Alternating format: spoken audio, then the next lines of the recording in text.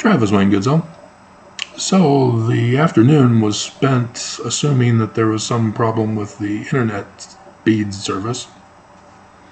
Turns out it was just my use of an ether cord. I experimented and replaced the router that I had bought, and I'm kind of confused as to whether I actually need it or not, but I don't know. The apartment has an ether plug-in, and it goes right into the laptop here. And apparently it's not strong enough anymore, because it was in the beginning. It was shooting up way over 100. But it is the afternoon time. Maybe people are accessing it and dropping it down, but it was down to 10 megabytes per second. Yeah, so the Pastor Holland Joseph Smith cross video was late until I could get the idea, hey, let's try one of my ether cords and replace it and see if that does anything. So my life relies on accurate revelation. So we know from prophecy that the great and abominable church is going to be destroyed. Yesterday we had a perfect sign for that, but instead of happening on that day, it again is yet another reminder of what is to come. And I mentioned in the video that also was it September 22nd, or was it it was the eclipse is the sign also for that. But we have to wait and find out. Because when an event does happen on Earth and I compare it with the sign in the heavens, it's, oh, okay, now I see. Otherwise, I'm able to see that and go, oh, okay, that reminds me of that scripture. Oh, that's scripture. But nonetheless, this is the latter days. That is confirmed. The signs have been established for the latter days now. We are in the final year of the latter days. And so why should the prophecies not come to pass after having come to pass for the first 7 years? It's 8 years, just like the Exodus Passover, 8 days. That's why. Passover is symbolic of the latter days being 8 years. 2017, 2018, 2019, 2020, 2021, 2022, 2023, 2024. We're in the final year. And if you're saying, well, no, 2024 is the final year. Yet technically in our calendar system, but this is the final year, and then boom, April 8th, 2024. And so how and why would the great and abominable church be destroyed? And many people speculate because they don't know. They don't just say, I don't know. I'm still searching the scriptures trying to find the answer. Haven't gotten around to Ezekiel 16, verse 49 yet. That's the scripture that explains why civilizations fall, why civilizations are destroyed, why Sodom was destroyed.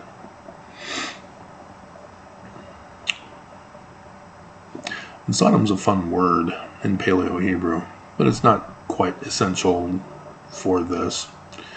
If we were given the Old Testament or the Ezekiel lesson on this, because Old Testament is Christian. This is the prophetic word of Ezekiel rather than Old Testament, because it's not testifying of Jesus. This is a Jewish record. He's prophesying about the Christian Christ, not Jesus. And so the parable in 17 is not Jesus. Jesus wasn't born in America. He was born in outer space at the star Spica in Virgo. And so what you have here is the reason why.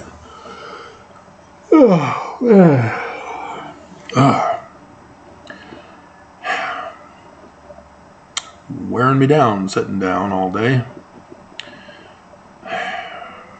Still got to finish the desk. Get the frame up and then realized I did it wrong, but I'm going to fudge it to make it work for me like I did that one.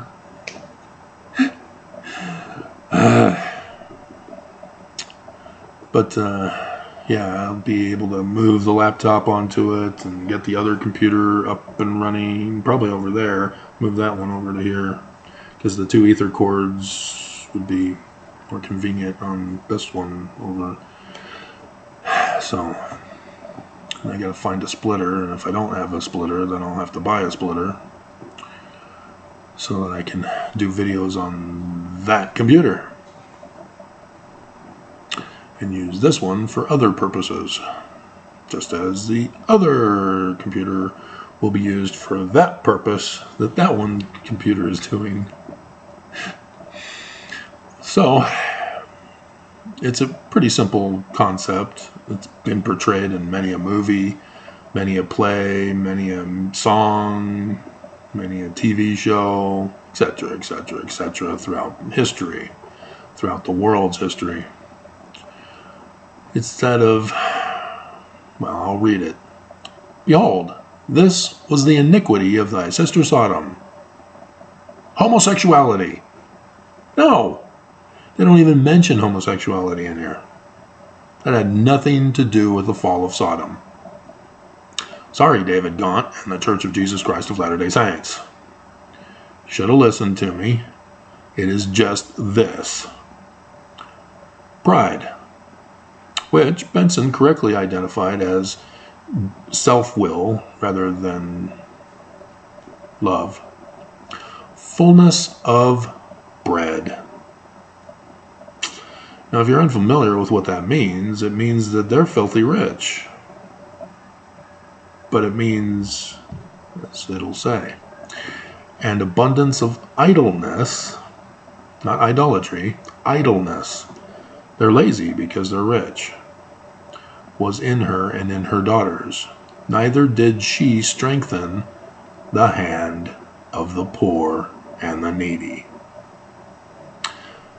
Economic inequality collapses nations. And for some reason, I was mentioned in an article published in a political magazine. I don't know why. I don't know who. I have to upgrade in academia to find out. But it was my full name, not T. Goodsell as it normally is. This was Travis Wayne Goodsell. I'm pretty sure I'm the only one. But my dad, Wayne Lewis Goodsell, he has a doppelganger of the name. So maybe there is, but I doubt it. Their Goodsells are rare in America and are rare to have my full name. And I don't know why I would be mentioned. It's weird. But I did have that magazine guy call me back. This time it was for my Nostradamus book instead of for the other one. So I don't know what was going on. It could have been another publishing company, but I'm not interested. I'm not interested. I haven't done anything with my books forever on Amazon. I focus on warning Mormons to get out of Mormonism, and they all hate me and want me to burn as a witch. for the thanks I get.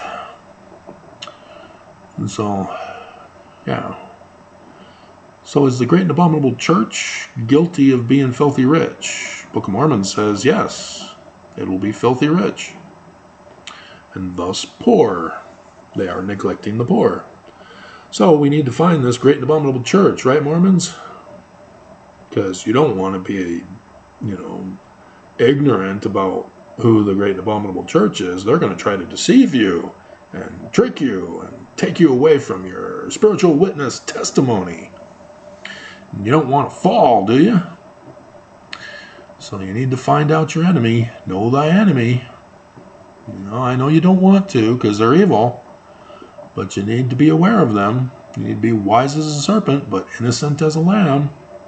Right?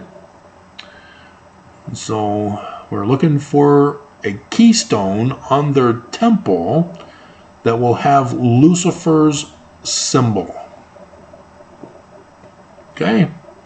Lucifer's symbol is the falling star. Isaiah, how art thou fallen from heaven? O Lucifer, son of the morning, falling star. That's his symbol. So we need to find a temple that has an inverted pentagram on it. Can you help me search for it? Let's put out a big old search party. We'll do it right now. Search party, everybody. Go online, Google search, buildings of temples, see if there's a temple out there with an inverted pentagram on the keystone of the doors of its building. Because the keystone is the doctrines symbolized within. So, like the one Mormon girl who took a couple of classes in Temple Lightbearer. I wonder if she can help me find out which temple has an inverted pentagram on it, because she seems to be an expert in that subject. I wonder if she talked about it in her video.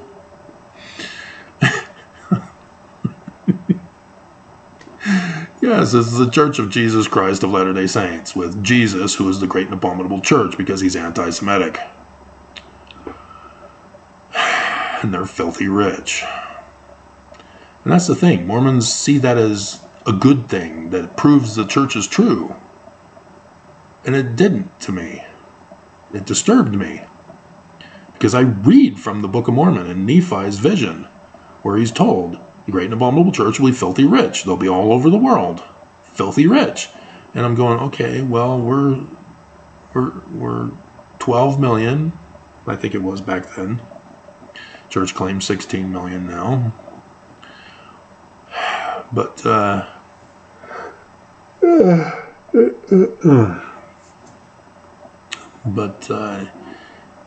compared to the Church of the Lamb, not Christianity, not Judaism, not Islam, not Hindu, Buddhist. It's the great and abominable church and the Church of the Lamb. And the Church of the Lamb is also all over the world, but they're in very small numbers. Many are called, but few are frozen. Straight is the way, and narrow is the way, and very few there be that go in thereat. But does the Church of Jesus Christ of Latter-day Saints neglect the poor? Oh, hell yeah, you have not been watching my channel. Everything they do, claiming to be charitable, is a lie. They do what's called trickle-down economics. They give to a corporation rather than do it themselves, rather than give directly to the poor. See, there's a reason why we build shelters. It's because we don't want to take care of the poor. Shelters are run by a corporation, so they put the money into the corporation and they think that they're helping the poor. All they're doing is incarcerating them, human trafficking them, abusing them with the poor, inhumane conditions. That the shelter's untouched because it was government sponsored and created. And so when you get the church that steps in with Mormons working there, who then pay tithing back to the church, you now have money laundering as well as the human trafficking by the church, not just the government.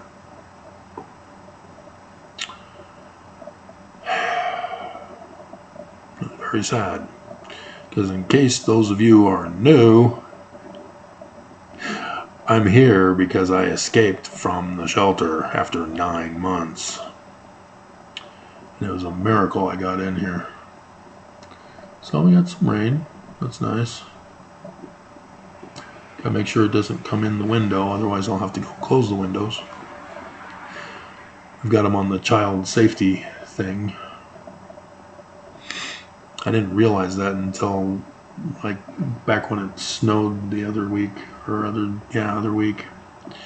You know, they have little child safety. That's why I couldn't lift them up all the way. Because they tell us, keep your windows closed. We don't want people breaking in. And I'm going, they're child-proof. I can't open them. We're on the first floor. I can't open them. But it's new. I've been in impoverished conditions all my life. So how is it possible that such economic inequality causes the destruction of society? Well, it's simple. If you have the rich only, it can't exist that long. They can exterminate the poor and the needy if all they want, but then who's going to do the menial labor jobs that isn't sufficient to pay for a basic living? And so then the economy collapses again and divides the rich from the ultra rich, and then the regular lower rich become the poor until it eventually weeds itself out till you only have the big corporations who now have to do everything themselves, because there's no slaves to do things for them anymore. That's why such economies collapse. But typically, if such a society were to have too much poor all at one time, they rebel. That's why it's important to keep the number of poor minimal, because you can suppress them easier. Gee, I know so much about evil. Born in America in the Great and Abominable Church. And we are witnessing instead a tremendous increase in the number of poor. And this will cause an uprising eventually, even though the government will still demonize them as domestic terrorists. All because they want bread and a place to live. And so, this isn't some magic thing by God, although the story of Sodom makes it sound like it is. It's actually a prophecy of the latter days.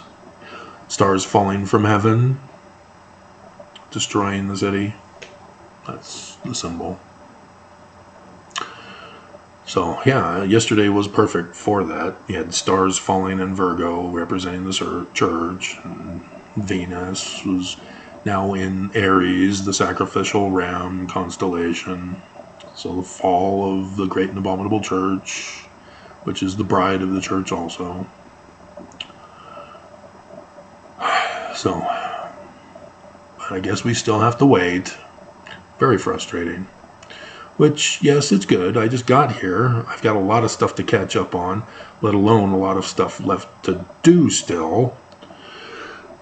And it doesn't help when my internet system is giving me grief because I've got the wrong cord. And I still have to assemble the desk and assemble the chair.